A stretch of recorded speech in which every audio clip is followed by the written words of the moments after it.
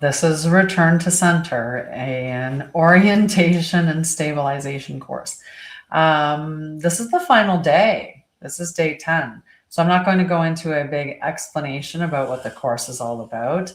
We know that this course is about stabilization before expansion. It's not about trauma or shadow work or ego dissolution or identity dismantling, nothing like that.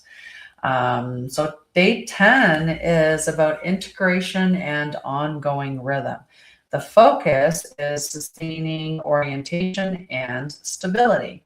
This is about long term. This isn't about just this is for 1 week and you feel great and then it slowly wanes day by day by day till you need another course, in 6 months or a year. That's not the way this works. These are tools that you have control of, and if you implement them correctly or implement them with consistency where they align for you, then this should bring you back to center, and we'll talk about that later on. Okay, so you've reached the final day of this process, but this isn't about wrapping things up.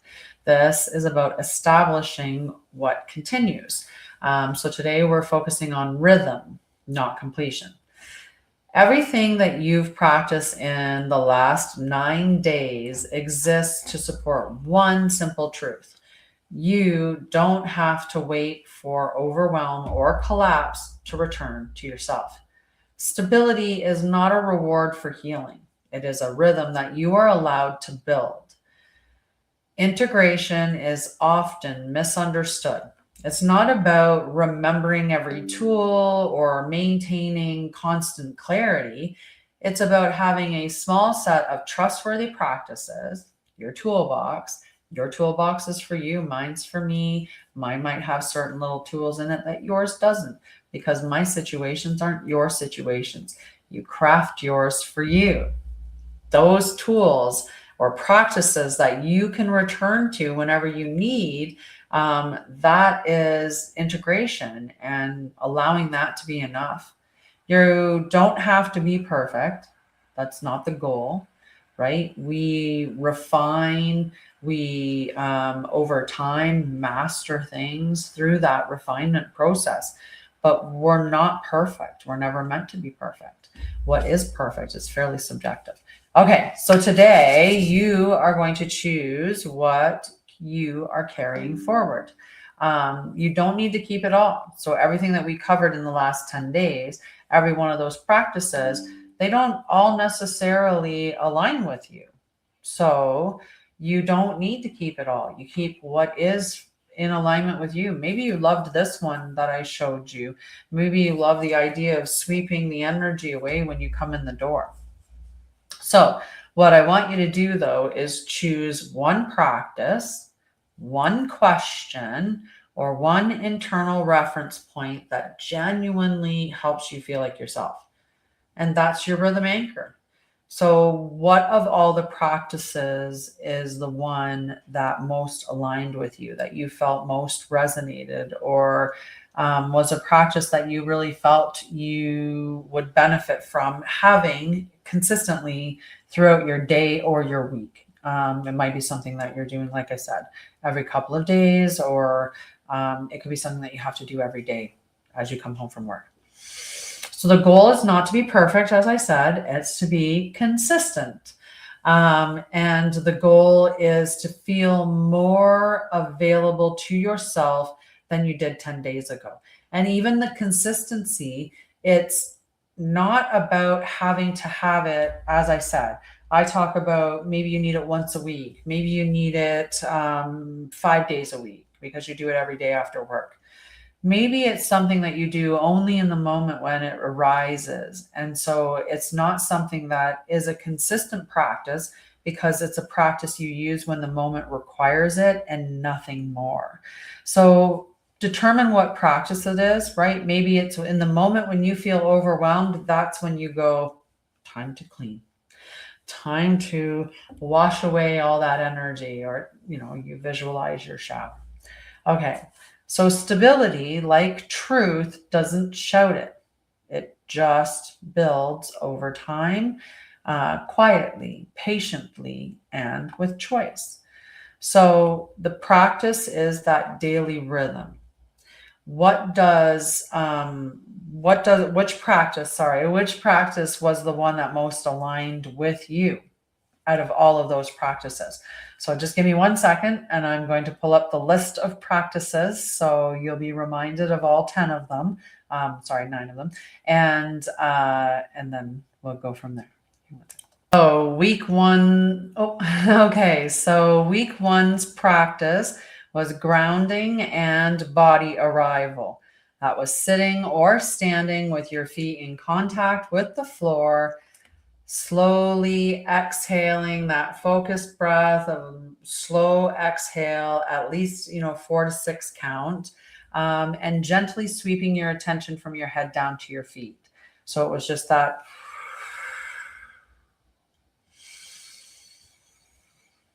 Exhale through, down your body. Okay. The integration question that day was, what do I notice when I stop trying to arrive somewhere else?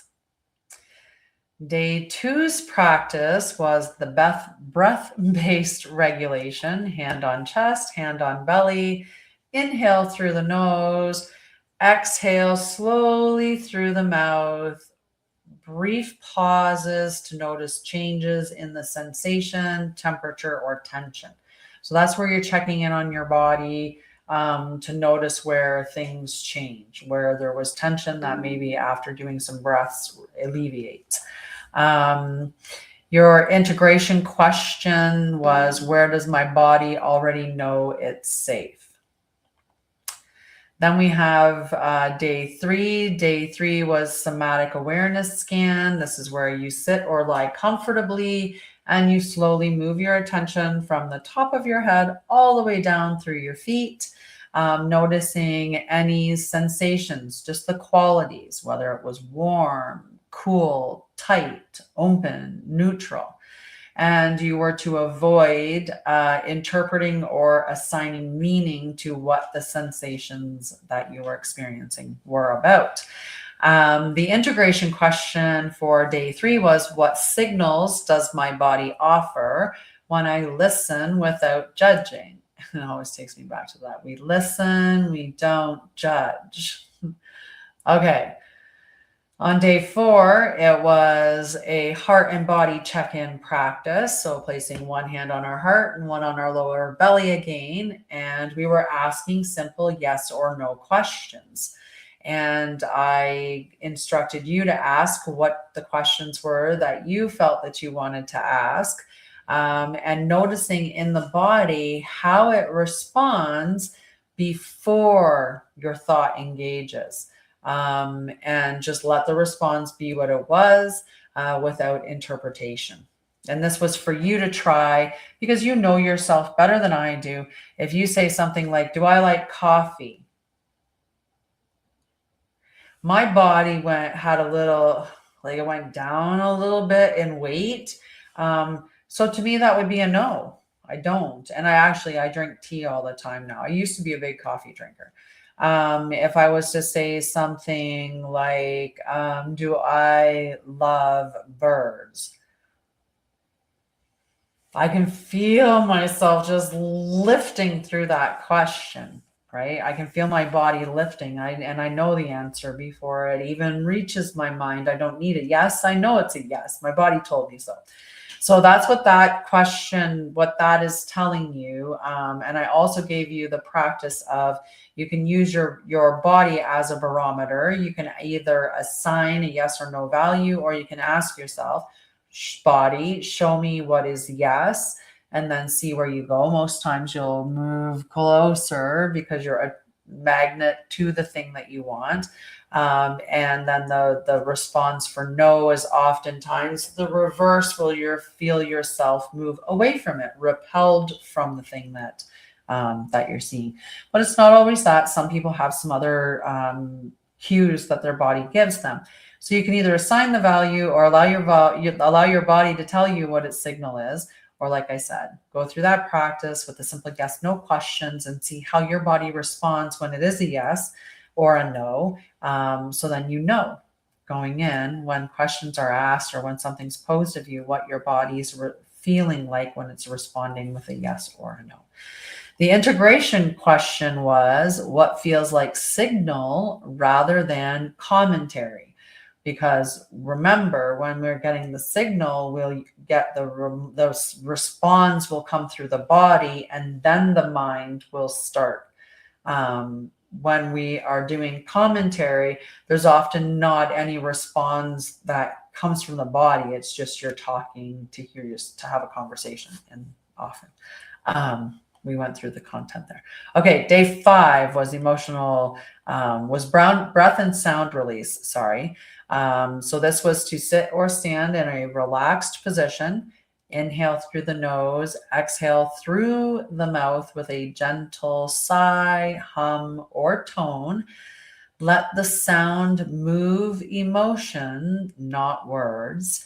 And there's just no need to explain or understand. Just let that sound move whatever emotion is stagnant in your body. You do not need to assign any value to it, because that's what we were learning was emotional regulation without story. We don't need to attach a story to it.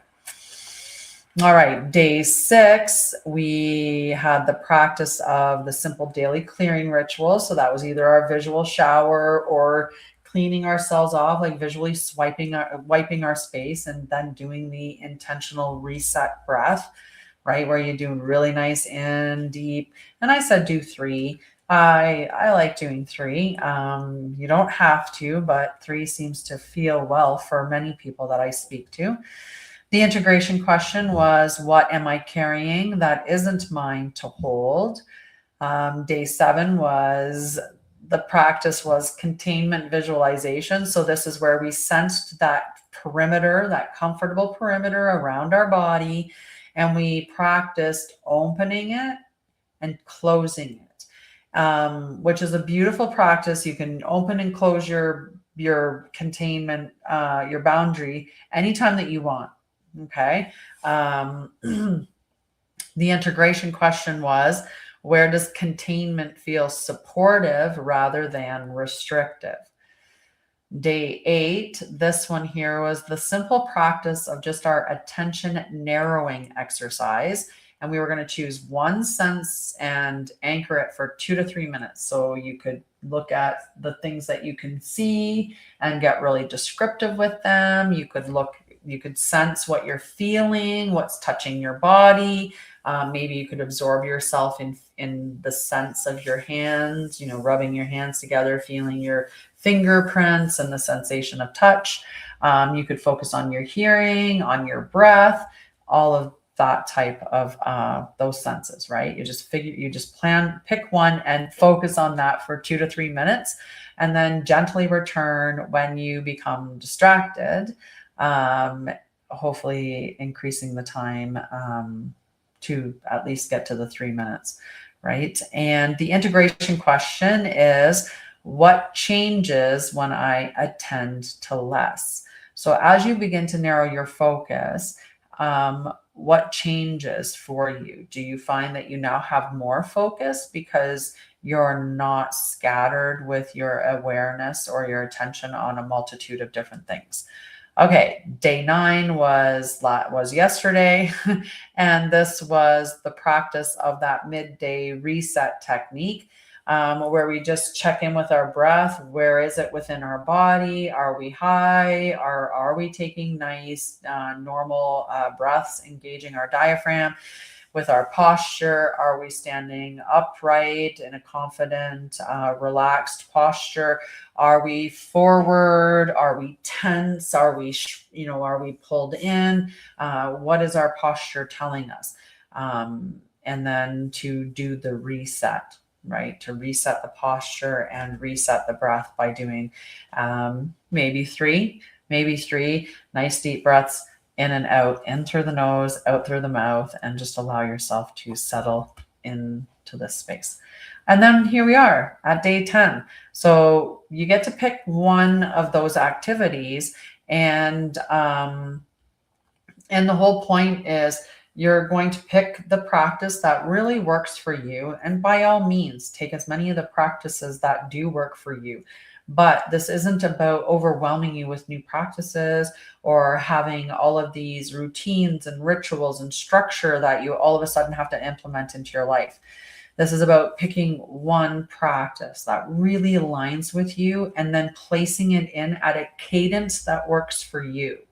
So, if for me, I don't go out into public a lot because I work from home and I have a beautiful property. So, when I do leave, I leave very minimally. But when I come back, I would cleanse my energy, right? Do that swipe. But I do a lot of online stuff. So it's important for me to have good boundaries, energetic boundaries at that point as well. So you can understand where the cadence or the rhythm in which I would be doing the energetic showers from being out in and around everybody else's energies, that would be less for me than say somebody that works 5 days a week out in public, say worked in a mall, right? Somebody that's working in a mall, they're going to need to cleanse their energy a bit more, for sure, right? That just makes sense.